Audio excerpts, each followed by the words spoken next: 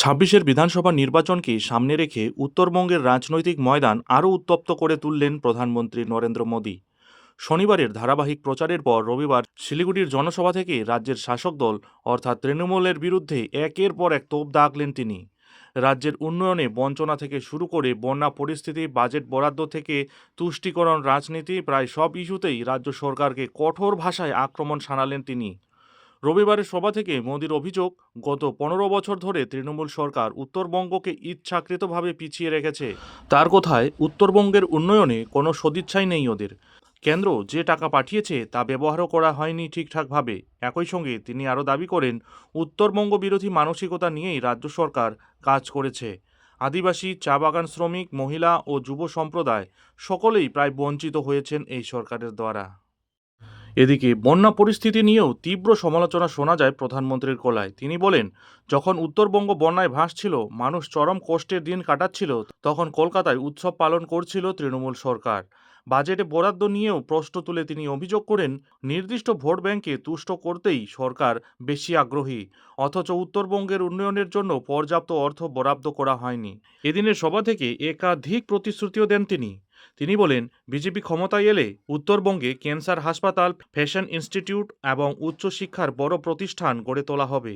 পাশাপাশি চা বাগান এলাকার উন্নয়ন এবং আদিবাসী গ্রামগুলিতে পানীয় জল পৌঁছে দেওয়ার কাজ দ্রুত এগিয়ে নেওয়া হবে বলেও আশ্বাস দেন তিনি। নারী সুরক্ষা, কর্মসংস্থান এবং আইনের শাসন প্রতিষ্ঠার কথা তুলে ধরে প্রধানমন্ত্রী বলেন, বাংলার মানুষ বামেদের সুযোগ দিয়েছেন, তৃণমূলকেও সুযোগ দিয়েছেন, এবার মোদিকে একটা সুযোগ দিন। মেয়েদের আর্থিক সহায়তা হিসেবে 3,000 টাকা দেওয়ার প্রতিশ্রুতির কথাও তিনি উল্লেখ করেন। অনুপ্রবেশের ইস্যুতেও সরব হয়ে মোদি দাবি করেন, এর ফলে উত্তরবঙ্গে সামাজিক ভারসাম্য নষ্ট হয়ে যাচ্ছে, স্থানীয় মানুষের কর্মসংস্থানের উপর প্রভাব পড়ছে। তার আহ্বান, এখনই এটা থামাতে হবে। পাশাপাশি টুকরে টুকরে গ্যাং এর প্রসঙ্গ তুলেও রাজ্যের শাসক দলকে আক্রমণ করেন মোদি। তিনি বলেন, দেশের নিরাপত্তা নিয়ে যারা হুমকি দেয় তাদের তৃণমূল সমর্থন করে, যা অত্যন্ত উদ্বেগজনক। শিলিগুড়ি করিডোরকে দেশের নিরাপত্তা ও সমৃদ্ধির জন্য অত্যন্ত গুরুত্বপূর্ণ বলে উল্লেখ করে তার উন্নয়নে কেন্দ্রের প্রতিশ্রুতির কথাও জানান প্রধানমন্ত্রী। আর যে সকল চাকরি প্রার্থীরা বয়স বেশি হওয়ার কারণে তৃণমূলের আমলে চাকরি পাননি, এই 2026-এর বিধানসভা নির্বাচনে জয়ী হয়ে বাংলায় এলে বিজেপি সরকার তাদেরও বয়সে ছাড় দেবে এবং বিভিন্ন বিভাগে অবস্থিত শূন্য পদগুলিতেও দ্রুত নিয়োগ করা হবে। এমনকি রাজ্য সরকারি কর্মচারীদের জন্য সপ্তম বেতন কমিশনের ঘোষণাও করে দিয়েছেন প্রধানমন্ত্রী নরেন্দ্র মোদী। শিলিগুড়ির এই জনসভায় জনসমাগমকে নিয়ে উচ্ছ্বাস প্রকাশ করে মোদী বলেন, এই ভিড়ই পরিবর্তনের ইঙ্গিত দিচ্ছে। তিনি আরও দাবি করেন, পশ্চিমবঙ্গে তৃণমূলের বিদায় নিশ্চিত। পাশাপাশি উপস্থিত জনতার উদ্দেশ্যে তার বার্তা, আর নয় ভয়, এবার ভরসা চাই। শিলিগুড়ির সভায় মোদির বক্তব্য স্পষ্ট করে দিল, উত্তরবঙ্গকে কেন্দ্র করেই কিন্তু এবারের নির্বাচনী লড়াইয়ে বড় কৌশল নিতে চাইছে বিজেপি।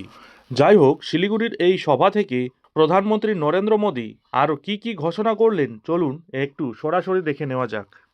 युवाओं और सरकारी कर्मचारियों को भी 3 बड़ी गारंटियां दी है।